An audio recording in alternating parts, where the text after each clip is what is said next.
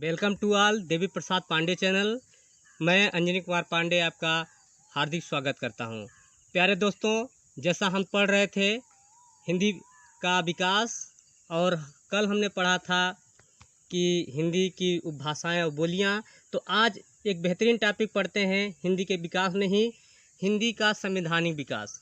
तो इसको पढ़ने से पहले प्यारे दोस्तों, मैं कुछ चीज़ें और आपसे साझा करना चाहता हूं। तो राष्ट्रभाषा का जो शाब्दिक अर्थ होता है वो होता है कि समस्त राष्ट्र की जो भाषा हो या आम जन की जो भाषा होती है वही उसे क्या कहते हैं, राष्ट्रभाषा कहते हैं। अब ये राष्ट्रभाषा करता क्या है, राष्ट्रभाषा का उदय कैसे हुआ? तो राष्ट्रभाषा राष्ट्रीय एकता को, जो समुदाय हैं, जो लोग हैं, उनको जोड़ने का कार्य करती है, और जो अंतर्राष्ट्रीय संवाद के लिए एक राष्ट्रभाषा की ज़रूरत पड़ती है। और एग्ज़ाम में क्वेश्चन पूछता है कि बताइए राष्ट्रभाषा कैसा शब्द है, तो उसमें देगा कि ये संवैधानिक पद शब्द है कि नहीं है। तो ये संवैधानिक शब्द नहीं है। आपको मैं बता देना चाहता हूँ, कोई भी संवैधानिक शब्द नहीं है राष्ट्रभाषा। मगर अगर राजभाषा की बात करते हैं तो राजभाषा को कहते हैं राजकाज की भाषा, और इसको राजकीय कार्यों में प्रयोग किया जाता है। और जब नवाब और राजा महाराजा रहते थे तो उस समय इसको दरबारी भाषा भी कहा जाता था। और ये दोस्तों संवैधानिक शब्द है। कैसा शब्द है? संवैधानिक शब्द है। तो एग्ज़ाम में ऐसे क्वेश्चन पूछ आते हैं, इन पे आप ज़रूर ध्यान दीजिए। अब देखते हैं कि भाषा क्या होती है। तो भाषा होती है संप्रेषण का माध्यम। आप अपनी भावों को, आप अपनी विचारों को किस तरह से आप लोगों तक व्यक्त कर रहे हैं, ये क्या होता है? भाषा होता है। तो संप्रेषण का माध्यम या भाव को आदान प्रदान करने का जो साधन या माध्यम होता है उसी को हम क्या कहते हैं? भाषा कहते हैं। अब ये साधन कई तरीके से हो सकते हैं, जैसे कुछ लोग बोल के कहते हैं, कुछ लोग लिखित रूप में करते हैं, और कुछ लोग अपने संकेतों के माध्यम से भाषा का प्रयोग करते हैं। अब देखते हैं बोली क्या होती है। तो जो क्षेत्र विशेष की जो बोलचाल होती है उसी को क्या कहते हैं? बोली कहते हैं। और जब यही बोली का प्रयोग साहित्य में होने लगता है तो क्या बन जाता है? विभाषा बन जाता है। क्योंकि प्यारे दोस्तों, बोली का कहीं न कहीं विस्तृत रूप, बड़ा रूप है कौन? विभाषा है।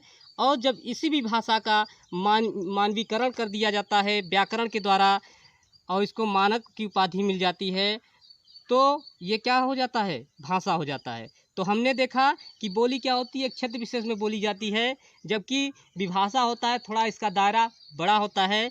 और जब इसी दायरे को व्याकरण के रूप में पूरा राष्ट्र या पूरा देश प्रयोग करने लगता है तो उसको क्या कहते हैं? भाषा कहते हैं।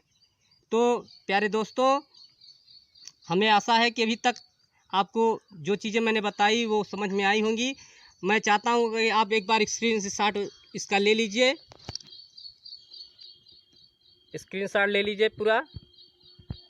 क्योंकि कुछ बच्चों का कमेंट आया था कि सर जो आप पढ़ाया करिए उसका स्क्रीनशॉट ज़रूर एक बार लेने दिया करिए। तो मैं उसी के लिए स्क्रीनशॉट आपको ले रहा हूँ। अब आप लोग स्क्रीनशॉट ले चुके होंगे, हमें आशा है। अब हम आगे बढ़ते हैं। तो देखिए, अब हम देखते हैं हिंदी का संवैधानिक विकास की जो चीज़ें थी। अभी हमने देखा राजभाषा देखा। अब हम देखते हैं कि हिंदी का संवैधानिक विकास में हम देखते हैं कि जो हिंदी का संविधान में जो स्थान प्राप्त है वो भाग 17 में, अनुसूची 8 में, और अनुच्छेद जो है संविधान का 343 से लेकर 351 तक, ये हिंदी के अंतर्गत आता है।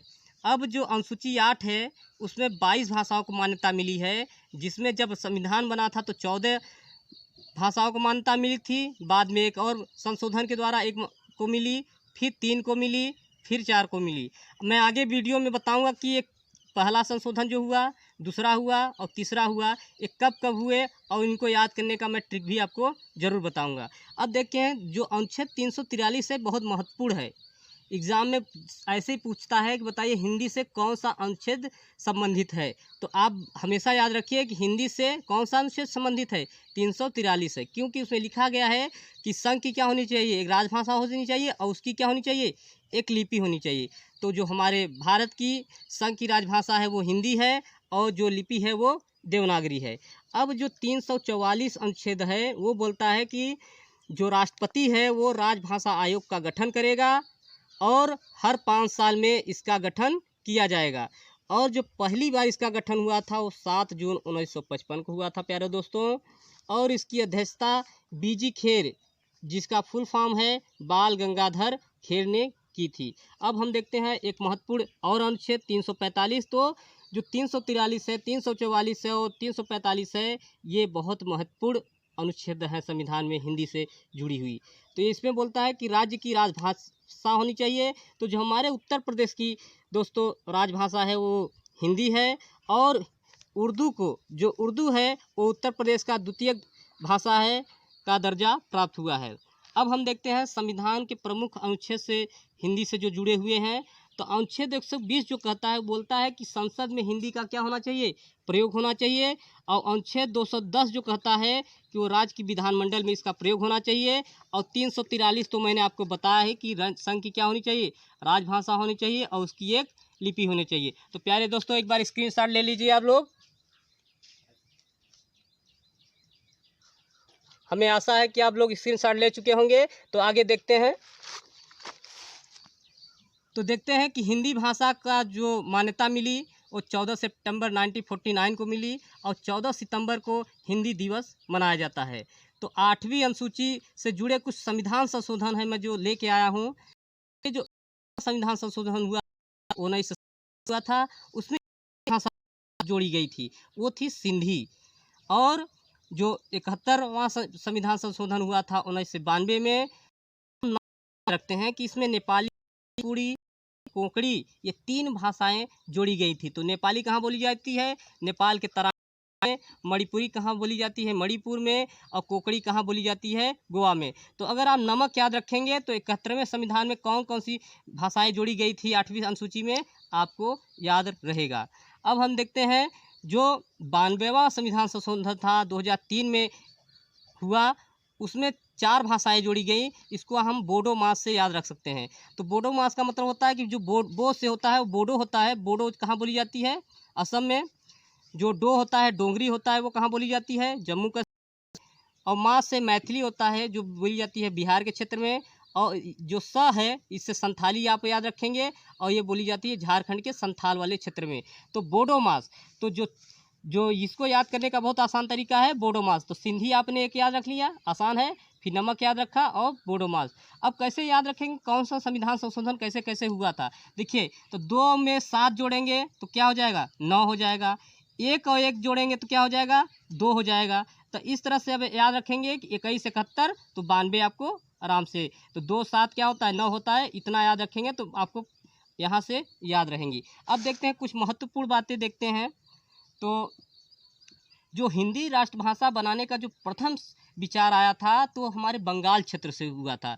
जो हमारा पश्चिम बंगाल वाला क्षेत्र है वहाँ से ऐसा माना गया था कि राष्ट्र को जोड़ने के लिए हिंदी भाषा बहुत ही आवश्यक है। यही एक ऐसी भाषा है जो राष्ट्र को जोड़ सकती थे।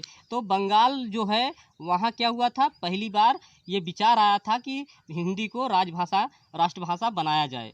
अब जब ये राजभाषा बनाने का विचार हुआ संविधान सभा में तो उस समय एक प्रस्ताव आया था। तो जब प्रस्ताव की जो लाया किसने था, गोपाल स्वामी अयंगर जी ने लाया था। और जब वोटिंग होने लगी तो उसमें 77 वोट हिंदुस्तानी भाषा को मिले और 78 वोट हिंदी भाषा को। तब जाकर के हिंदी भाषा को क्या राजभाषा का दर्जा दोस्तों प्राप्त हुआ। इसको राजभाषा का दर्जा प्राप्त हुआ है, राष्ट्रभाषा का दर्जा नहीं प्राप्त हुआ है। तो हमें आशा है कि अभी तक ये वीडियो आपको बहुत अच्छा लग रहा होगा। आप एक बार स्क्रीनशॉट ले लीजिए। काफ़ी बच्चों का कमेंट आया था। तो प्यारे दोस्तों कुछ और भी इन्फॉर्मेशन मैं आपके लिए लाया हूँ। तो वो है विश्व में सर्वाधिक बोली जाने वाली भाषा कौन कौन सी है। आप देखते होंगे कोई भी पूछ लेता है कि बताइए विश्व में कौन सी भाषा बोली जाती है, तो बच्चे हो जाते हैं कन्फ्यूज। तो उसी कन्फ्यूजन को हमारा चैनल जो है देवी प्रसाद पांडे जो चैनल है दोस्तों, वो यही कन्फ्यूजन दूर करना चाहता है कि आपको एक जगह बेहतर शिक्षा दी जाए। तो देखते हैं, तो जो चीनी भाषा है, अभी कोरोना वायरस के चलते पूरा चीन ने तबाही मचाया हुआ है हर जगह। तो वही चीनी भाषा वही चीन में बोली जाती है। तो चीनी को मंदारिन भी कहते हैं। 1197 मिलियन लोग बोलते हैं दोस्तों इसको। और स्पेनिश दूसरे नंबर पे बोली जाने वाली विश्व की सबसे बड़ी भाषा है, 399 मिलियन। और मैं बताना चाहता हूँ मिलियन का मतलब क्या होता है। 1 मिलियन बराबर 10 लाख। आप लोग को हमेशा याद होना चाहिए। 1 मिलियन कहते हैं ना, 1 मिलियन सब्सक्राइबर हो गए तो इसका मतलब 1 मिलियन का मतलब 10 लाख हो गए। और तीसरे नंबर पे आती है अंग्रेजी, जिसके 335 मिलियन है। और चौथे नंबर पे हमारी प्यारी मातृभाषा हिंदी आती है, जो 260 मिलियन है। और पाँचवें नंबर पे अरबी है, जो 242 मिलियन। तो ये थी कुछ एक्स्ट्रा नॉलेज। मैं हमेशा बोला हूँ ना कि अपने वीडियो में मैं आपके लिए कुछ हर बार नया जरूर लाऊंगा, तो इस बार ये नया था आपके लिए। अब देखते हैं कि भाषाई आधार पर गठित भारत का प्रथम राज्य कौन था दोस्तों। तो भाषाई आधार पर भारत का गठित प्रथम राज्य था आंध्र प्रदेश। 1 अक्टूबर 1953 को इसका क्या हुआ था, गठन हुआ था। और हिंदी से रिलेटेड कुछ और चीज़ें देखते हैं। तो जो नागरिक प्रचारणी सभा की स्थापना हुई थी दोस्तों 1893 में हुई थी। और इसकी स्थापना 2 लोग मिलकर की थी। एक थे हमारे शिव कुमार जी और एक थे बाबू श्याम सुंदर दास जी। तो ये दोनों लोगों ने हिंदी जो है सभा बुलाई गई थी, ये जो देवनागरी लिपि है उसके प्रचार के लिए बुलाई गई थी। और प्रथम विश्व हिंदी सम्मेलन जो हुआ था 1975 में नागपुर में हुआ था। और अब सोचिए 1975 में पहला सम्मेलन हुआ था और बोला गया था कि हर साल अगले साल इसका एक और सम्मेलन होगा। मगर अब सोच लिए 11वां सम्मेलन कब मनाया गया, 2018 में। मतलब बीच में हिंदी के विषय में लोगों की जागरूकता क्या हुई, कम हुई। और 2018 में कहाँ मनाया गया था 11वां सम्मेलन, मॉरिशस में। तो प्यारे दोस्तों, इतनी सी इन्फॉर्मेशन आपको इस वीडियो से मिली। और हमारा प्रयास है कि आपके लिए बहुत बेहतर ही हम लोग को करें। और यही कोशिश है हमारी कि आप तक शिक्षा जो है वो बेहतर तरीके से पहुँचे। और हमारे चैनल को आप लोग सब्सक्राइब कीजिए, शेयर कीजिए और लाइक कीजिए और कमेंट ज़रूर कीजिए, क्योंकि कमेंट करने से हमें एक भरोसा मिलता है और हमारी जो कमियां होती हैं हम उस कमियों को दूर करते हैं। नेक्स्ट वीडियो में उसको हम पूरा कोशिश करते हैं कि वो कमियां दूर रहें। धन्यवाद, थैंक यू।